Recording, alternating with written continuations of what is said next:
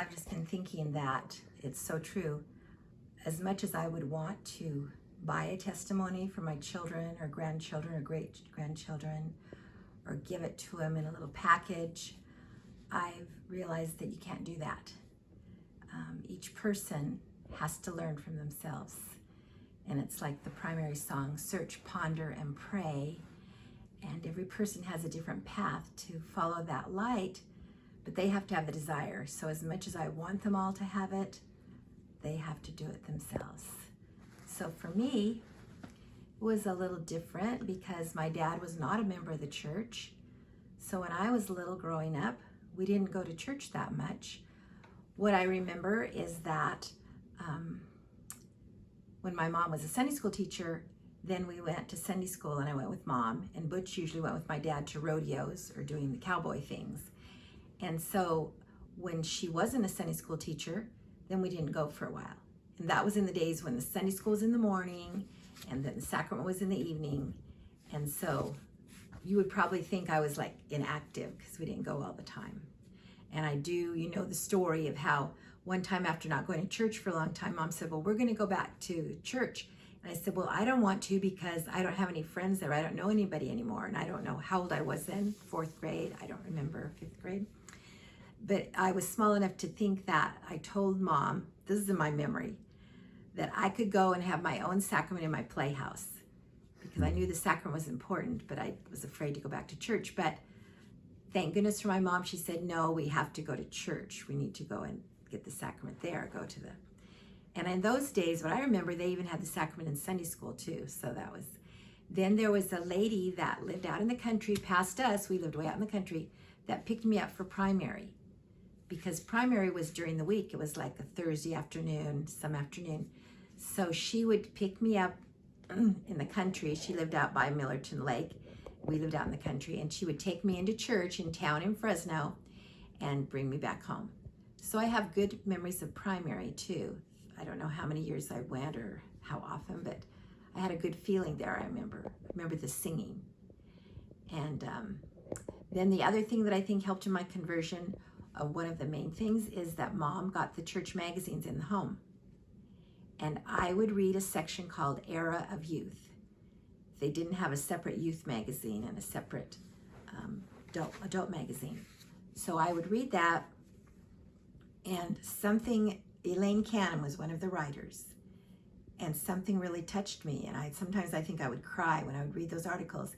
And I didn't know what that was at that time, but now I know that that was the Spirit that was helping me and teaching me. And I started learning a little bit about like eternal marriage, temples, things like that. And I got baptized. My grandfather baptized me, even though, as far as I know, he didn't go to church at that time. He and my grandmother were inactive. My grandmother had a heart condition, so she got really sick, so they fell away from the church, even though he was branch president in Fresno in the 1940s. How old were you when you got baptized? I was between 8 and 9, and I was baptized, and all the cousins were baptized, but a lot of them didn't keep going to church. They just got baptized. So another good thing that I had that helped my testimony was a Sunday school teacher I had, Sister Webster, and she loved her children. And I remember she taught us about Joseph Smith and what the first vision was. And she had us over to her house for a party, and we were making a mural about Joseph Smith. And I remembered I was serious about it. All the other kids ran away and played, but I was trying to draw the mural. And she just taught us to love each other and call the people that weren't in class. So those are all some of the things that little by little helped me to grow a testimony. So my Nana, who had the heart condition, told me probably in about 6th or 7th grade, if you want to go to BYU, she said, then I will help you to go there, which is Brigham Young University, the church school. She said, I will help you to go there if I'm still alive. And I said, oh, Nana, you'll still be alive. Well, Nana died suddenly when I was in 8th grade. She's the one that had rheumatic fever when she was a little girl, and so that heart condition helped her to die young. So I think that made me have a desire. I will go to BYU. I will follow that promise that I talked to Nana about. So that's why I always tried to get good grades. I did the best I could. I didn't go to seminary though, so these days they probably would never have let me go into BYU. But I got a scholarship to BYU. And so I was able to go there. I was only 17 when I started college because my birthday was in December, and I was pretty young and homesick and wondered what I was doing there. But then I always remembered that I knew the church was true, that I had a testimony, and I had a desire to get married in the temple. So that first year, the first class was Geology 101. And as I went into that big science class, it looked like a pit with the teacher way down at the bottom. Then I sat down, and as the story goes, Tom came in, recently returned from his mission to Central America, looked for the biggest congregation of girls, and I was just one of those girls. So he sat next to me.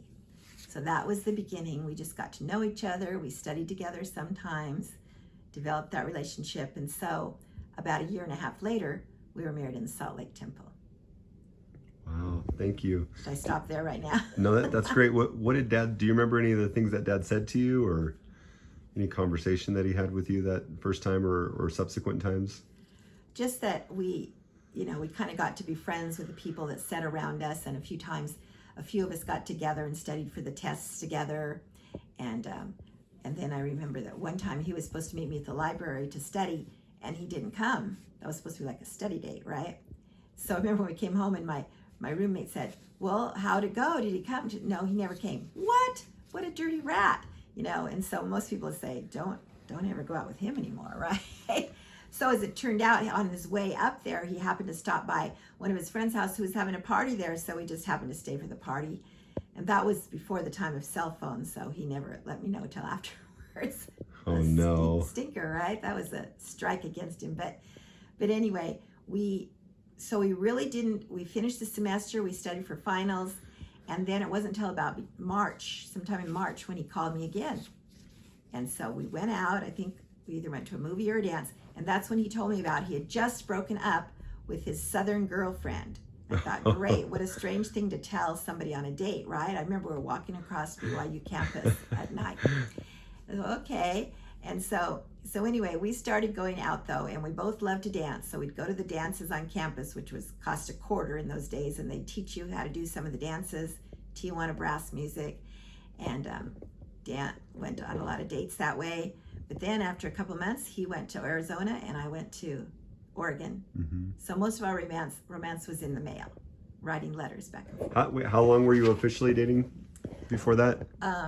Before you left? Probably 2.5 months, something like that. So it's still a good amount of time to be able to hang out. But how often would you say you guys were spending time together during the week? Just maybe a couple times, maybe go to dance and go on Sunday or different things. I'm not sure, can't remember exactly. And so in Azalea, Oregon, you only got the mail 3 times a week. So I'd wait for those letters. And I think you know the story of the letters, right? But you can tell it anyways. Do you still have time for that? Yeah. Okay, I don't know. But anyway, so we wrote back and forth, and he said, when I go back to school, I'm going to give you Spanish lessons, because he'd been on a mission to Central America. And so I wrote back and I said, okay, but what are the terms of those Spanish lessons? I can go dancing with you. I can make chocolate chip cookies. We can hold hands. I named all these things that we could do that were the terms. And I sent him that letter. And so I don't know how long it took, a week and a half, 2 weeks, when I got a letter back. My parents weren't there. They were down in California. I was up in Oregon by myself because I was going to Institute class once a week in the summer. And so I opened up the letter, and there were 2 postcards in the letter. And on the back, it just said, Dear Susie, comma, terms, ? Love, Tom. And on the front were pictures of the Mesa, Arizona temple.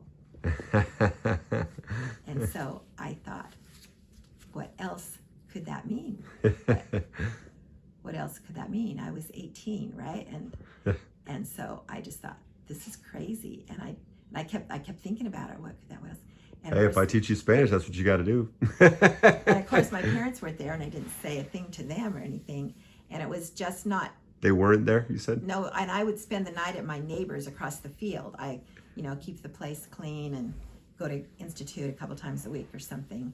And so my dad had gotten his eye hurt down in California, and that's why they didn't come right back. Oh. So anyway, but it was about a week later or something, Tom drove up there, kind of a surprise, drove up from Arizona to Oregon. And it was at night that the neighbor said, hey, there's some lights down there by the ranch over there. I'm gonna go see who it is and everything. And Tom looked in our window and saw those old pictures of my ancestors, the big ones on the wall. Ooh, that's interesting.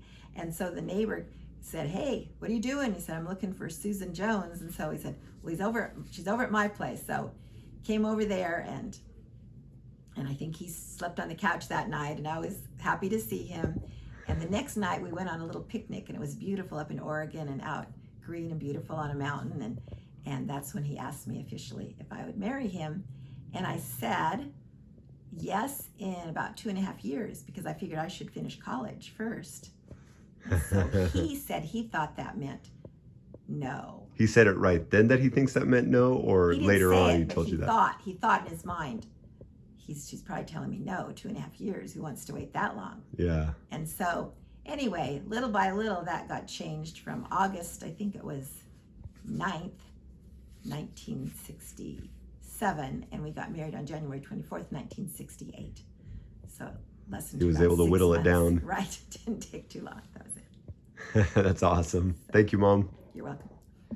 We do that part. So you remember reading the magazine and feeling the Spirit at the time.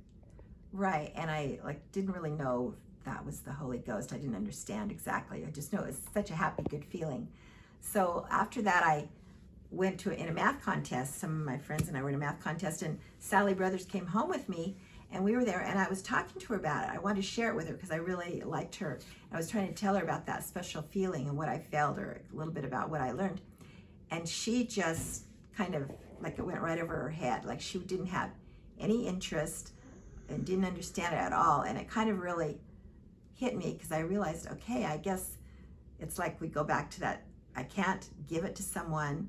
I can't, buy it for someone. They have to have that desire. They have to have a little interest. And she didn't have any. So that kind of shocked me a little bit. I thought, okay, it's just something individual that you have to have a desire to know that it's true. And so she didn't have that yet. How old were you when you had that math contest? Probably 12 or 13. I was in 8th grade. Okay. I went to that. And you were pretty skilled with math at that time? At that time. And I did fine in high school because I had some really good math teachers. So I'd say my brain is more on the history, social studies, those kind of things, than the math and science. But I had to work really a lot harder in those to get it. Cool.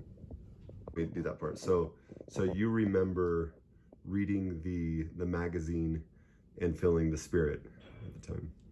Right. And I didn't really know that was the Holy Ghost. I didn't understand exactly. I just know it was such a happy, good feeling.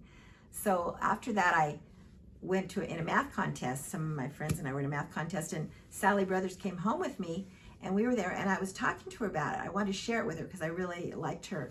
I was trying to tell her about that special feeling and what I felt, or a little bit about what I learned. And she just kind of, it went right over her head. She didn't have any interest and didn't understand it at all. And it kind of really hit me, because I realized, okay, I guess it's like we go back to that. I can't give it to someone. I can't, buy it for someone. They have to have that desire. They have to have a little interest. And she didn't have any. So that kind of shocked me a little bit. I thought, okay, it's just something individual that you have to have a desire to know that it's true. And so she didn't have that yet.